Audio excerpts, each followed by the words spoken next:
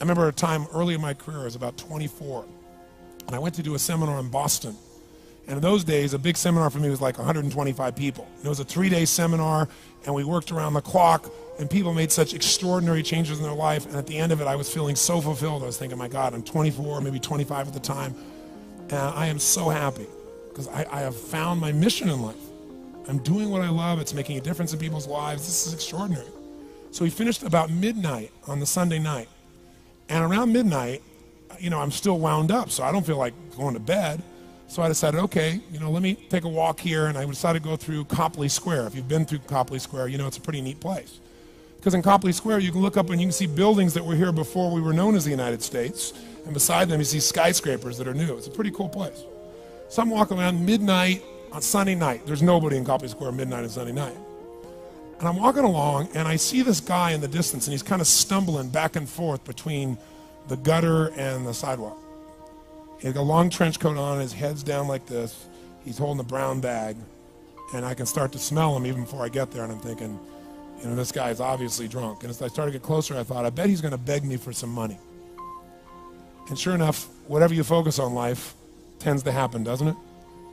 So sure enough, he gets real close to me, and I thought all of a sudden he wasn't going to do it, and all of a sudden he popped his head up. It was really weird. He went, "Mister!" He had this really bizarre looking sounding voice. He went, "Mister, could you loan me a quarter?" And I thought, do I want to reward this behavior? And then I thought, I don't want him to suffer. Do you have this dilemma sometimes? Like, I'm not here to judge. So years ago, I finally decided I always just give. Even if the person's pulling a scam, that's for them to deal with. If I have the ability, then I give. And so I thought, but could I teach him something? So I asked him a question back. I said, is that all you want is a quarter? So he goes, yeah, just one quarter. One quarter changed my whole life. One quarter. I said, really? He said, yeah, one quarter. So I reached in my pocket, and I pulled out my money clip. And in those days, I was very young, just starting to succeed. And my original mentor was a man named Jim Rohn. I don't know, how many have heard of Jim Rohn? Anybody? Yeah, he's a great guy. And Jim told me, he said, Tony, look, you've come from a poor background. You got a poor psychology. You got to change it. He said, you don't have any money, so pretend you do. He said, start training your brain, condition it. He said, go save all your money, get $300 bills, and put them on the outside of your money clip, even though you only have $5 in between them. So every time you put it out, you'll see that, you'll feel inspired, you'll feel better. He said, and you'll feel better, you'll do better. So I was like, okay. So I did. So I pulled my money clip, and sure enough, I got $300 bills in. I made sure he saw the bills. So I'm tearing through that, right? Looking in between there to see if I can find some change. But I made sure he saw it. Sure enough, he's looking at the $100 bills, checking it out. I find the quarter, I pull it out, take the money, put it in my pocket. I notice he's watching my hand going into the pocket. I took the quarter, and I looked at him, and I said, sir, life will pay any price you ask of it. And I gave him the quarter. And then something really interesting happened. He took the quarter. He looked at the quarter. He looked at me. He looked at my pocket.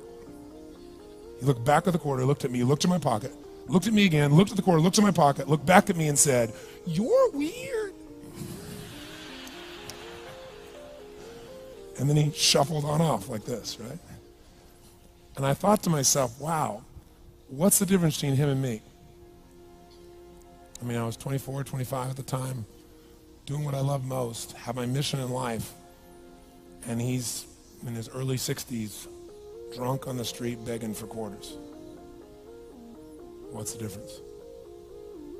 And I thought, well, maybe God's blessed me because I'm such a good person. I thought, oh, and he's such a bad person, that's such bull. And I thought, wow, maybe the answer to that question is what I just told him. Life will pay whatever price you ask of it. But you know what's interesting? You got to ask intelligently. In the Bible it says, ask and you shall what? Yeah, pretty good formula. You ought to look into it. But you know what? It says, ask and you shall receive, but I'm sure it meant ask intelligently. I'm sure that's what God meant. I'm sure he didn't mean bitch and you will receive. Whine and you will receive. I don't think that was the instruction. Now, if you were going to ask intelligently, there might be 5 elements of that. Number one, you'd have to ask specifically, wouldn't you? You wouldn't ask in a general way. People do that all the time. They go, I want more money. Fine, here's $1, get out of here. Very often, you're getting what you're asking for. You're just not aware of how general you're asking. Clarity is power. The more clear you are about exactly what it is you want, the more your brain knows how to get there. Your brain is a servo mechanism. It's like a bomb.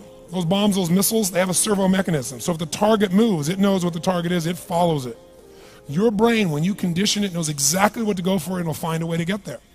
Did you ever buy a certain outfit or a certain car and suddenly see that car outfit everywhere? How many of you ever had that experience? Say, aye. How come that car outfit's everywhere? It always was everywhere, but now you notice it. And the reason is because there's a part of your brain called the reticular activating system, the RAS. That part of your brain determines what you notice and what you don't notice. Your brain spends most of its time trying to make sure you don't notice because you'll go crazy if you notice everything. But when you decide what's most important to you, your brain goes after it. Everyone I know who's successful builds what I call an RPM plan. An RPM is built on the metaphor that the way to get from where you are to where do you want to go to the fastest is you got to build power, like in a car, RPMs. And the R stands for they know the result they're after. They know what they want precisely. If you don't know exactly what you want or you let yourself get beyond that into something general, you're not going to achieve it. Clarity is power. You got to know the specific result you're after. What do you want? If you can't answer that question right now in your personal life, in your body, in your relationships, in your finances, in your spirituality, then you're not going to be as fulfilled as you want to be. Today, we're going to have you answer one of those questions at least. The second part of it, you got to know P, why you're doing it. Because you know what? You may get a big goal. Somebody says, I want to make $1 billion. I want to bring peace to the earth. Why? Because as soon as you come up with a goal, all the obstacles show up. And unless you've got enough emotional drive to break through that, you're never going to discover what it really takes.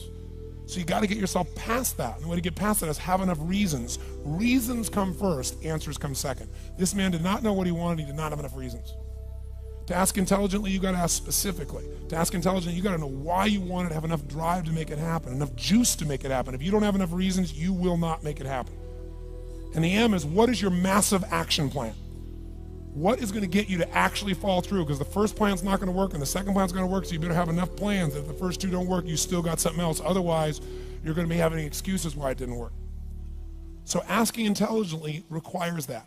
So if we're going to be extraordinary in our results, we've got to be in an extraordinary state. We've got to know what we want and we got to go use it.